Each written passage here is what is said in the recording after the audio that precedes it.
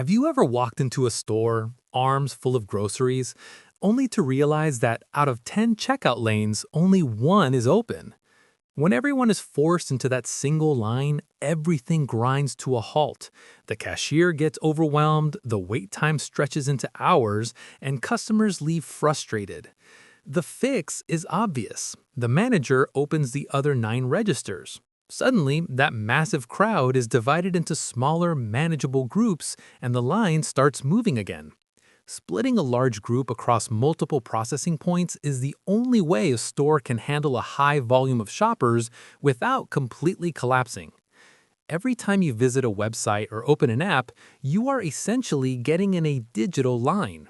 Your phone or computer is asking a single machine, called a server, to hand over a specific video, image, or piece of text. If a handful of people ask for that web page, the server handles it easily.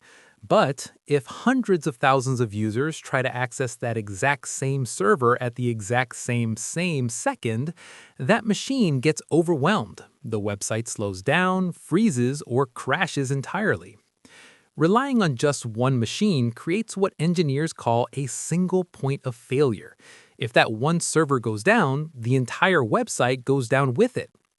You might think the solution is just to plug in 10 more servers. But if every user's computer is still programmed to talk to that very first server by default, those 9 new machines will just sit there, doing absolutely nothing.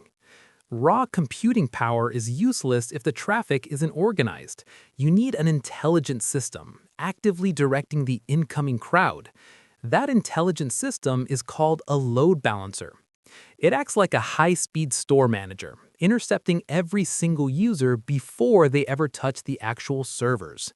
Look at this diagram. The load balancer greets the incoming flood of requests and starts handing them out evenly across a whole row of servers. This ensures no single machine has to do all the work. Now, the simplest way to do this is called static routing. The balancer just points the first person to server 1, the second to server 2, and so on. But there's a problem.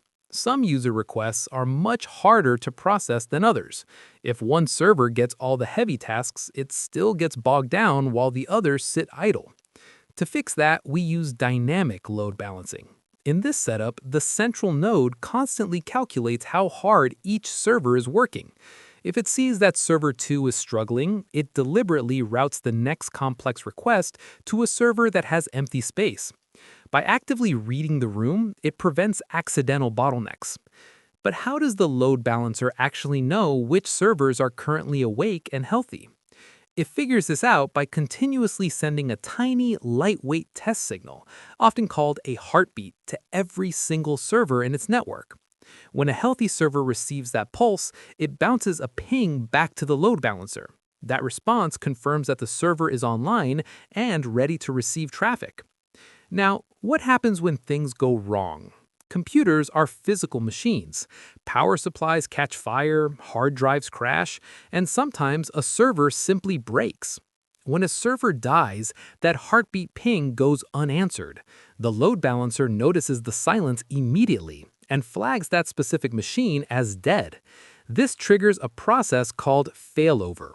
The load balancer instantly stops sending new users to the dead machine and seamlessly redistributes the traffic to the surviving servers. Because this entire process happens in milliseconds, catastrophic hardware failures behind the scenes remain completely invisible to you, the end user. In the real world, this technology is what keeps the internet from breaking during massive spikes, like the midnight rush of Black Friday. To survive that kind of pressure, large-scale load balancers spread the massive weight of those requests across dozens of different data centers located all over the globe. Every time you click a link, your request first hits a load balancer. It checks the health of the entire network, finds the most capable server, and dynamically routes you to exactly the right place. So, the next time you load up a live game or breeze through checkout during a flash sale, take a brief moment to appreciate the invisible traffic cops working tirelessly to keep the internet moving smoothly.